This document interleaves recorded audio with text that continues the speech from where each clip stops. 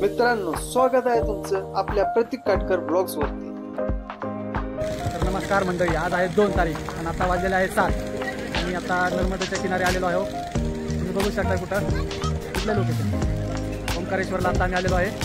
आता नदीमध्ये आता स्नान करून ओंकारेश्वरच्या दर्शनाला जाणार आहे थोड्या वेळात। नर्मदेच्या कुशीत वसलेले हे स्थान हिंदू धर्मातील 12 ज्योतिर्लिंगापैकी एक आहे। हे आमचे जोडीदार बघा कसे नर्मदामध्ये स्नान करत आहे। आता थोड्याच वेळात मी पण जाणार आहे। लवकर पाण्यात पाय ठेवताच जाणवतं ही थंडसर लाट फक्त शरीराला नव्हे तर आत्म्यालाही शुद्ध करत आहे। सगळा थकवा, चिंता, मनाचा गोंधळ हे सगळं त्या प्रवाहात वाहून जाते असं वाटत होतं। तुम्ही बघू शकताय ओंकारेश्वरचा पूल, तर मग ओंकारेश्वरचं मंदिर। या पुलावर उभा राहताच समोर दिसतो नर्मदेचा प्रवाह आणि पुढे एक शक्तिशाली आकर्षण म्हणजेच की ओंकारेश्वर ज्योतिर्लिंगाचं मंदिर।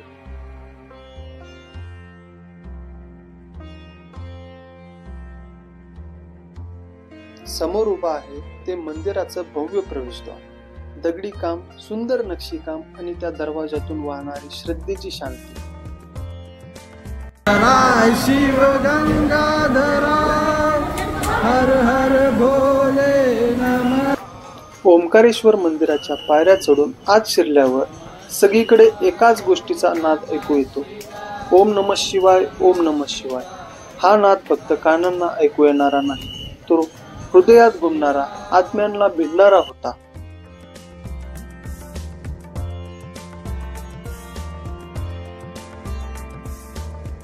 अखेर ओंकारेश्वरचं दर्शन पूर्ण झालं। गाभाऱ्यातील त्या काही क्षणांनी मन शांत केलं।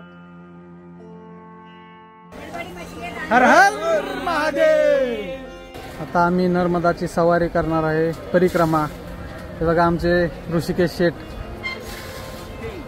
कसं काय मंडळी, एक नंबर।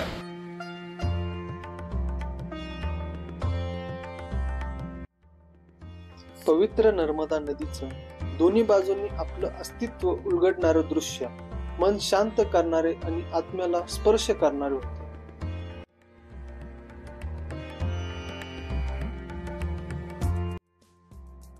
बोटीमध्ये बसून मंदिराकडे पाहताना त्या लांबवरून घुमणाऱ्या घंट्यांचा आवाज अजूनही मनात चालूच आहे।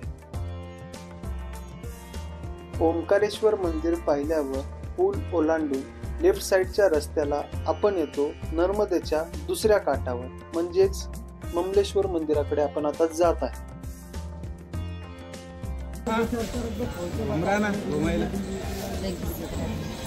दिखाओ कैसी घूम रहा है, इधर दिखाओ।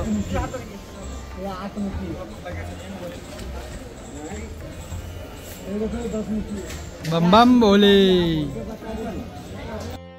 नर्मदा नदीच्या दुसऱ्या किनाऱ्यावर बसलेलं हे मंदिर अमरेश्वर या नावाने ओळखले जाते। असं म्हणलं जातं, ओंकारेश्वरचं दर्शन पूर्ण होत नाही जर आपण ममलेश्वर मंदिराचं दर्शन घेतलं नाही तर।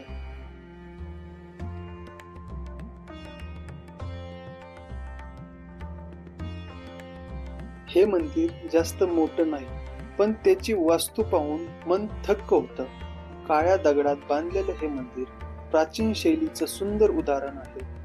भिंतीवर आणि खांबावर कोरलेल्या मूर्त्या जणू काही इतिहासाचं चित्र दर्शवतात।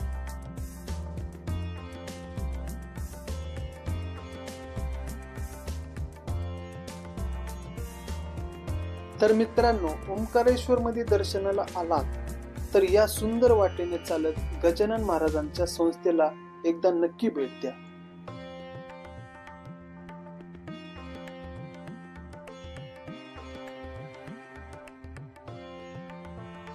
इथे येताच पहिले जाणवतं ते म्हणजे इथली स्वच्छता। एकही कचरा नाही, पायवाटही स्वच्छ।